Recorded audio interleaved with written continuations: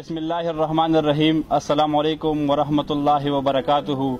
پروګرام رنگین مازدیګری او زه امیر خان محمدزی یو وارې بیا ستاسو خدمت کې حاضر یم. د مینې او د خلوص نه ډک ډېر خواږه درانه او پښتانه سلامونه مې قبول او منظور کې. هیله لرم چې تاسو به هم زما په شان ښه روغ به یې جوړ به یې او د خپل ښکلي ژوند نه به خوندونه او مزې اخلی. مینوالو په ننني پروګرام کې موږ سره زما دروند خوږ مشر زما استاد محترم پروفیسر جناب ډاکټر شهاب عزیز ارمان صاحب د پروګرام ښکلا ده. نو زما خپل استاد خوږ محترم هم پاتې شوي دي او دوی خو چونکې اوسیدونکي د پېښور دي خو دلته زموږ د تنګي علاقې د ګورنمنټ ډګري کالج کې د پښتو پروفیسر دی. نو پروفیسر صاحب پروګرام کې درته هرکلی ویم ستړي مه شي، په خیر راغلی. ډېره ډېره مننه، الله هم خوشحاله ساته، ډېره مهرباني. پروفیسر صاحب دا راته ووایه چې ژوند مو څنګه دی؟ شکر د الله ډېر کرم دی، ژوند ښه خوشحاله روان دی، زه پې د الله نه ډېر راضي یم. جی جی او ډېره مننه. دا راته ووایه چې تاسو د کوم وخت نه د پښتو ادب دپاره لیک کوئ، خپل خدمات کوئ او د دې خپلې شاعرۍ آغاز تاسو څنګه وکړه؟ جی زه په کال 1999 کې د نومبر په میاشت کې جی کله چې دغه وخت زه د 10م جومات طالب علم وم، جی نو په هغه وخت کې ما د شاعرۍ آغاز کړی او د هغې نه را په دې خوا دغه سلسله دوامداره ده. په کال 2002 کې د پښتو ادبي ټولنې ریګي سیمې پېښور سره زما اړیکې جوړې شوې. جی جی د هغې نه پس په 2006 کې مې په خپل کلي مولازو کې قلم پښتو ادبي جرګه پېښور په نامه یو جرګه پرانېسته. جی نو دغه سفر لا تر اوسه روان دی. دغه زما دوړومبي ادبي مکتبونه دي جی چې ما پکې زده کړه کړې ده او لا زده کړه کوم. جی د دغې دواړو جرګو په مشترکه کوششونو سره د امیل په نامه باندې یو ادبي مجله هم د پېښور نه وځي جی جی د کال 2014 راسي او د هغې د ملګرو د خواهش او اعتماد په بنیاد جی د هغې چې کومه د ادارت ذمهواري ده د چیف ایډیټر نو هغه زما په اوږو ده، هغه هم تر سره کوم. نو دغسې تقریبا 20 کلونه ویلی شو چې د شاعرۍ او بیا کال 2002 نه باقاعده د نثر په مختلفو حوالو سره لږ ډېر لیک دغه ما کړی.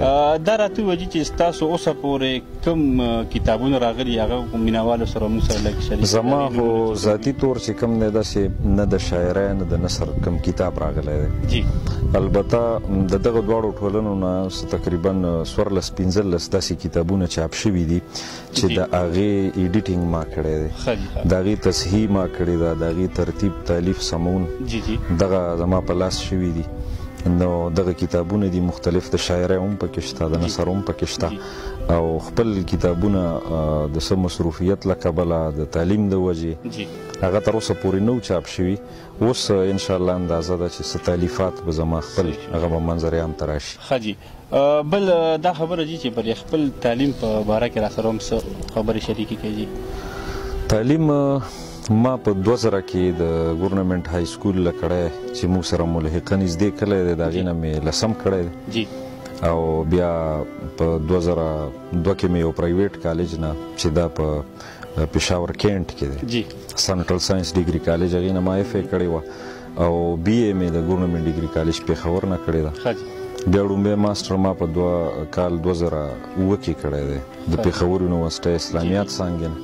2009 کې مې پښتو کړې ده پرایویټ او په 2010 او 11-12 دې کې مې بي ایډ او ایم ایډ کړي دي ریګولر. 2014 په دې کې مې ایم ای اردو کړې ده او د یو یونیورسټۍ نه 4 ونه ډیګرۍ او اوس په کال 2018 جولای کې زما د پی ایچ ډي تیسیز دا سرته رسېدلي و، د هغې ډیفینس په جنورۍ کې 2019 کې شوی دی. نو دغه د تعلیم سلسله وه، خو تعلیم دا ده چې بنده تر څو ژوندی وي نو ختمیږي نه، تعلیم کې ژوند ختمول دي که نه. مننه پروفیسر صاحب، پروګرام به مخکې بوځو خو شروع کې را سره یو کلام شریک کړي نو ډېره مننه وي. دغه د غزل څو شعرونه دي مطلع عرض ده چې په سپین مخ دی تورې زلفې پیچوتاب دي، په سپین مخ دی تورې زلفې پیچوتاب دي، تمهیدونه د ژوندون د انقلاب دي او د ګویا سترګو جواب به دې څوک وکړه، د ګویا سترګو جواب به دې څوک وکړه، خبرلوس د زمانې چې لاجواب دی. ډېر ښکلی. مننه. او شعر دی چې د محبوب د هجر تاب چا څخه نشته. د محبوب د هجر تاب چا څخه نشته، د یعقوب سترګې ړندې په دغه باب دي. ډېر ښکلی، ډېر زبردست. ډېره مننه. د فطرت د ښکلاګانو څه اوقات دي، د فطرت د ښکلاګانو څه اوقات دي، ستا د حسن مثالونه خو نایاب دي. ډېره مننه. د فطرت د ښکلاګانو څه اوقات دي، ستا د حسن مثالونه خو نایاب دي، او د جذباتو احساساتو نه خالي دي. د جذباتو احساساتو نه خالي دي، بعضې خلک تش نقشونه د کتاب دي. ډېره مننه. او د عشق غم رانه هیر کړي نور غمونه، د عشق غم رانه هیر کړي نور غمونه، که خسنی لاهو شوي په دریاب دي. مننه. اخري شعر دی چې د زړګي ګمان پرې مکړه ادیره ده، د زړګي ګمان پرې مکړه ادیره ده، دلته ډېرې ارزوګانې محو خواب دي. ډېر ښکلی دي، ډېر زبردست، ډېر ښکلی. ډېره مننه پروفیسر صاحب. ګرانو درنو خوږو مینوالو، پروفیسر صاحب خوږه درنه وینا تاسو واورېده. دا راته ووایه جي چې د دې شاعر او د دې ملا منځ کې داسې څه اختلاف دی جي چې هر یو شاعر بس ملا ډېر ازاغ الفاظ نشم استعمالولی، خو دا راته لږ ووایه جي چې څه اختلافات دي د دوی دې کې. چې لکه شاعران د ملا په خلاف باندې شعرونه ولې وایي. دې کې بنیادي خبره دا ده چې انساني فطرت دی چې هسې هم انسان ته ته کله نصیحت کې ښه خبره ورته کوې، نو هغه د تورخان بابا خبره چې دا ډېر نصیحتونه هم تکلیفونه غوندې دي. نو مولا چونکې په یو داسې منصب باندې فایز وي چې هغه د الهي او نبوي کلام د هغې د ترویج ذمهواري هغه اخیستې وي، هغه ولس ته رسوي که نه. خو دا تاثر مونږ ته د ایراني شاعرۍ د روایت نه راغلی دی. په ایراني شاعرۍ کې به لکه مطلب دا دی چې مولا نصیحت کوونکی پیره د دې په خلاف په شاعرانو شعرونه ویل، چونکې دی به د دې د اصلاح کوشش کول، او هغې ته به چې څه محسوسېده چې د شاعر کې اخلاقي طور یا څه دا مسلې دي، نو په کار ده چې دا د ده نه ختمې شي. نو دغه تاثر راغلی. او بیا چې کله مونږ د هند حالاتو ته ګورو، د هغې اثر څه نیغ په نیغ او څه بالواسطه هغه په مونږ باندې راغلی دی. او بیا په 20مه پېړۍ کې دې ډېر لوی اهمیت اختیار کړی دی.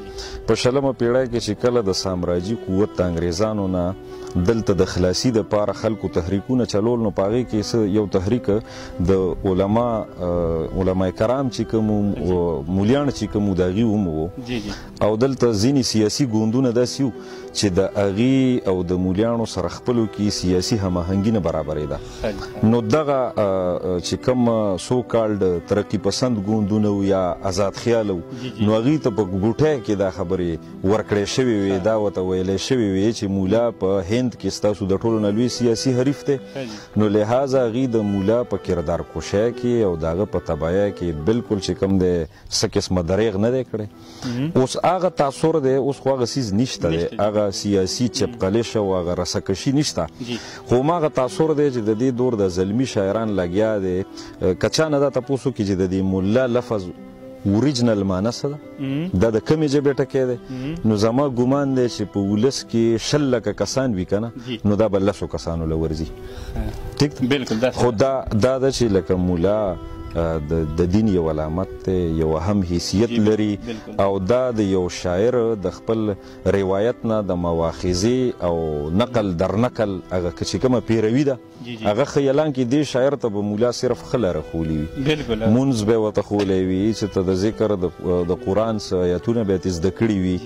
خو دا یو روایت دی شاعرانه چې راغلی دی بذات خود. زه د دې روایت لکه حامی نه یم، د دې مخالفت کوم، داسې نه ده په کار. زمونږ په ولس کې یا د انسانیت یا زمونږ چې څومره ماحول دی، نو د هغې ډېرې زیاتې مسلې دي، او مولا چې کوم دی دا د معاشرې د ټولو نه سوشل کردار دی، نو په کار نه ده چې د کردار کوشش شي. نو په دې نور هم ډېرې خبرې کېدی شي، خو همدغه عمره به کافي وي. ډېره ښه ده، ډېره مننه پروفیسر صاحب. بل یو کلام وینو بس شریک یې راسره جي. زه به یو نظم ووایم، داسې ما ډېر ویلی دی خو ما ته یاد نی اکثر، نو همدغه باندې به اکتفا وکړم چې حسن و عشق د هغې نامه ده چې څو زرګونه کاله مخکې مکالمه د حسن و عشق وه.